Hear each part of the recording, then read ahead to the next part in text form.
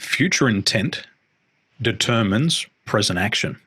This is the Game Changers Experience. Deep dive conversations with leading business disruptors, Olympic athletes, celebrities, entrepreneurs, and influencers from around the world. This show will teach you insights about the winning principles in mindset, productivity, marketing, branding, entrepreneurship, business strategy, and more. Hosted by Productivity Authority, business strategist, former elite athlete, author, and public speaker, Adam Strong. You know, it's interesting.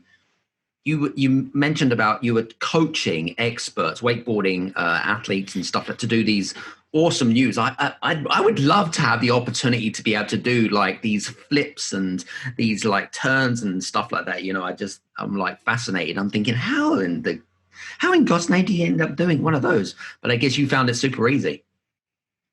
I had a very, we'll call it a smart ass comment. That's what we call it in Australia. A very smart ass comment on the internet. And somebody said, those who can't play become coaches. And it was a dig at the coaching, at people who are coaches. But what I've realized is the best coaches in the world have never played the game. See, the coach sits out and looks down on the game at a 40,000 foot view and gives ideas to the expert on how to become better. And so I thought about this over the years and I thought to myself, does the pilot have to build the aircraft? No, he doesn't. He's the expert at flying it, but there's engineers who are experts in building it. Does the doctor have to run the hospital? No. The surgeon is the expert at brain surgery. And the people who are experts in business, they build the business. So there's always a coach and there's always a player in everything. And J. Conrad Levinson, in his best-selling book, Guerrilla Marketing, said all world champions have a coach. So when I meet people who want to coach with me, I know these people intend to be world champions. Yeah, and I love that. That's a great connotation. And if it's good enough for athletes, right? If it's good enough for Olympic winning athletes or sports celebrities or whatever it is, it's good enough for all of us that's listening in, by the way, guys. I just wanted to point that out. So I know that we're kind of going through some economic challenges around the world, right? And I mean, you guys know that what I'm talking about without going into too much depth. But Dan, I wanted to kind of really go into a little bit more depth around what people are feeling right now in terms of what are the most common fears that people are feeling right now. And, I just wanted to explore that a little bit. And, because I think there's a lot of people that, are suffering from fear right now and paralysis. And when they suffer from fear and paralysis, what that does is it holds people back and it literally, all the bad habits of procrastination and things like that kicks in. But let's explore that a little bit. Future intent determines present action. And it's one that everybody should write down and stick on their fridge. Future intent determines present action.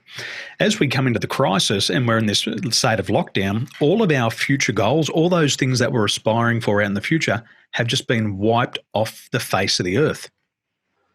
Now, if future intent determines present action, if there's nothing in the future, why would you take action? Right. And so at the moment, all of people's dreams, goals, their aspirations have been totally wiped out. And so what happens in the moment now, because what happens, we generate behaviors based on the pictures we have in our mind. If I have no future, that means I'm dead. There is no future. There's nothing to live for. So as we go through COVID-19, the first thing that is stripped away, in my opinion, are these have goals. I want to have this beautiful big house. I want to have the $1 million business. I want to drive the $500,000 car. Can't get it at the moment for the majority of people. So that disappears. That doesn't exist. Also, the do goals. I want to do some travel. I want to go to Thailand. I want to go to Taiwan. I want to go to Australia. Can't do it. You're on lockdown. That doesn't exist. So what's happening now, people are realizing that you have to have a have goal. And people are asking themselves, well, what can I have? But now it's got to come within. So I have to become somebody now. So people now are looking towards themselves. And what I've been seeing, Adam, is people have been sitting at home for 3 and 6 and 9 months for some people, if we're incorporating China. Right. And they're looking in the mirror and they're saying, I don't like what I see. when I look in the mirror. And so they're saying, well, who do I now need to become to achieve my future goals? So we've all got a blank slate. And what comes with that is huge fears of the unknown. Because I'm looking out into the future and I can't get any certainty. I don't know what's happening a year from now. I don't know what's happening 6 weeks from now. I don't know what's happening 6 hours from now. So there's those levels of uncertainty which kick in those fears. And one of the fears that's kicking in right now is the fear of a loss of stability. I've built the $1 million business. I've got the $250,000 income. How long is it going to last? So the panic kicks in and people are feeling in a state of anxiety.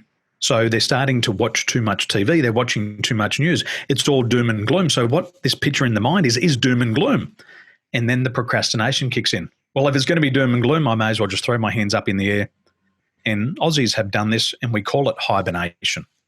So these are some of the primal fears that are being elicited in people. And we've had 30, 40 years of really good stuff.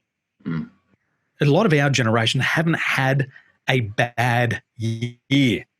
It's the first time. And so this is where the emotional intelligence is important, where they've now got to develop resiliency.